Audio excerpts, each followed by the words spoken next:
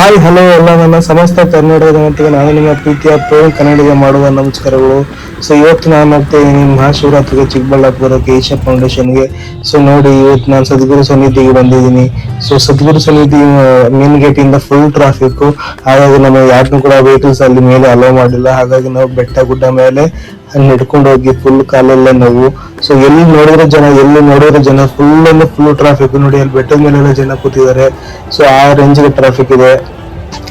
So actually ಯಾರು ಬೆಳಿಗ್ಗೆ ಹೋಗಿದ್ರೆ ಅವರು ಸ್ವಲ್ಪ ಗ್ರೇಟ್. ಆಕ್ಚುಲಿ ಅವ್ರಿಗೆ ಅಷ್ಟು ಟ್ರಾಫಿಕ್ ಇರಲಿಲ್ಲ. ಸೊ ನೈಟ್ ಯಾರೆಲ್ಲ ಬಂದಿರೋ ಫುಲ್ ಟ್ರಾಫಿಕ್. ಸೊ ಕರೆಕ್ಟ್ ಪ್ರಸಾದ ಕೂಡ ಯಾರಿಗೂ ಸಿಕ್ಕಿಲ್ಲ ಅಲ್ಲಿ, ಆ ರೇಂಜ್ ಟ್ರಾಫಿಕ್ ಇತ್ತು. ಸೊ ನಾನು ಫೈನಲಿ ನಮ್ಮ ಮಹಾಶಿವರಾತ್ರಿಗೆ ಹೋಗಿ ಅಲ್ಲಿ ನನ್ನ ಶಿವನ ದರ್ಶನ ಮಾಡ್ಕೊಂಡು ಅವ್ರು ಏನೋ ಒಂದು ರುದ್ರಾಕ್ಷಿ ಮುಡಿ ಕೊಟ್ರು. ಸೊ ಎಲ್ಲರೂ ಅಲ್ಲಿ ಫ್ರೀ ಆಗಿ ವಿತರಣೆ ಮಾಡಿದ್ರು.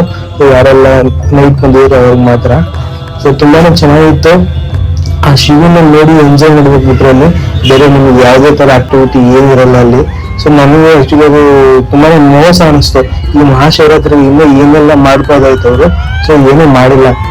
ಅದು ಸೇಮ್ ಲೈಟಿಂಗ್ಸ್ ಒಂದಿತ್ತು, ಆ ಲೈಟಿಂಗ್ಸ್ ಬಿಟ್ರೆ ಬೇರೆ ಏನೂ ಇಲ್ಲ ಅಲ್ಲಿ. ಇನ್ನೊಂದಲ್ಲಿ ಎಷ್ಟು ಮೋಸ ಅಂದ್ರೆ ಜನ ಅದು ಟೂರಿಸ್ಟ್ ಪ್ಲೇಸ್ ಮಾಡಿದ್ದಾರೆ. ಸೊ ಅಕ್ಕಪಕ್ಕ ಸ್ಟಾರ್ಟಿಂಗ್ ಎಲ್ಲ ಜಮೀನೆಲ್ಲ ಫುಲ್ ದಬ್ಬಳಿಕೆ ಮಾಡ್ಕೊಂಡು ಅಕ್ಕಪಕ್ಕ ಜಾಗ ಎಲ್ಲ ಫುಲ್ ಅವ್ರು ಏನೇನ ಮಾಡಕ್ ಹೋಗಿದ್ದಾರೆ. ಅಲ್ಲಿ ಅಕ್ಕಪಕ್ಕ ರೈತರಿಗೆ ಅಲ್ಲಿ ಕರೆಕ್ಟ್ ಆಗಿ ಇವಾಗ ಜಾಗ ಇಲ್ಲಿ ಇರೋದಕ್ಕೆ ಆ ಸದ್ಗುರು ಸನ್ನಿಧಿ ಮಾಡಿ ಎಷ್ಟು ಸಾವಿರಾರು ಎಕರೆ ಎಲ್ಲ ಅಲ್ಲಿ ಚಿಕ್ಕಬಳ್ಳಾಪುರ ಜನಕ್ಕೆ ಮೋಸ ಮಾಡಿದ್ದಾರೆ ಅಂತ ನಮ್ಗೆ ಇವಾಗ ಅನಿಸ್ತಾ ಇದೆ. ಸೊ ನಾನು ತುಂಬಾ ದಿವಸ ವಿಡಿಯೋ ಎಲ್ಲ ನೋಡ್ತಾ ಇದ್ದೆ. ಯಾಕೆ ನನಗೆ ಇವಾಗ ಅಲ್ಲಿ ಹೋಗಿತ್ತು ಸ್ಯಾಟಿಸ್ಫ್ಯಾಕ್ಷನ್ ಆಗಿಲ್ಲ. ಯಾಕಂದ್ರೆ ಅಲ್ಲಿ ಬರೀ ಜನ ಆ ಜನ ಬಿಟ್ರೆ ಬರೀ ಏನಿಲ್ಲ. ಆ ದೇವಸ್ಥಾನ ಹತ್ರ ಒಂದು ಪೂಜೆ ಇಲ್ಲ ಕರೆಕ್ಟಾಗಿ, ಬರೀ ಬಿಸ್ನೆಸ್, ಬರೀ ಹೋಟೆಲ್ಸ್ ಬಿಸ್ನೆಸ್.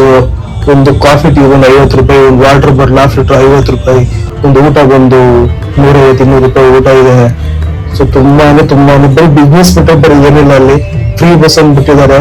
ಬಸ್ ಅಲ್ಲಿ ಕೂತ್ಕೊಳ್ಳೋ ಜಾಗ ಇಲ್ಲ, ಬಸ್ಸೇ ನಿಲ್ಸಲ್ಲ ಕಷ್ಟ ಅಲ್ಲಿ, ಆ ರೇಂಜ್ಗೆ ಅಲ್ಲಿ ಜಾಗ ಇದೆ.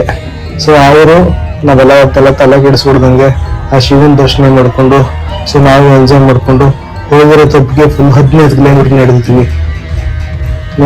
ನಡೆದು ಕಾಲಲ್ಲಿ ನಾವು ಡ್ಯೂಟಿಗೆ ಹೋಗೋದು ಕೂಡ ಆಗಲ್ಲ, ಆ ತರ ಫುಲ್ ನಡೆದಿದ್ವಿ. ಸೊ ನೀವ್ ಯಾರಾದ್ರೂ ಶಿವರಾತ್ರಿ ದಿನ ಹೋಗ್ಬೇಕು ಅನ್ಕೊಂಡಿದ್ರೆ ಖಂಡಿತವಾಗಿ ಹೋಗೋದು ಅಂತ ಅನ್ಕೋತೀನಿ. ಯಾಕಂದ್ರೆ ನಿಮ್ ಗಾಡಿ ಕೂಡ ಹಾಳಾಗುತ್ತೆ. ಎಷ್ಟೋ ಸಾವಿರ ಗಾಡಿಯಲ್ಲಿ ಹಾಳಾಗಿ ನಿಂತಿತ್ತು, ನನ್ನ ಕಣ್ಣಾರು ನೋಡಿದೀನಿ. ಸೊ ಅದಕ್ಕೆ ಅಲ್ಲಿ ಯಾರು ಹೋಗ್ಬೇಡಿ ಅಂತ ಹೇಳ್ತೀನಿ. ಶಿವರಾತ್ರಿ ದಿನ ಮಾತ್ರ. ಇನ್ನ ನರವಳ್ಳಿ ಸಲ ಹೋಗ್ಬೋದು, ಎಂಜಾಯ್ ಮಾಡ್ಬೋದು. ಜೈ ಶಿವರಾತ್ರಿ, ಹರ ಹರ ಮಹಾದೇವ್.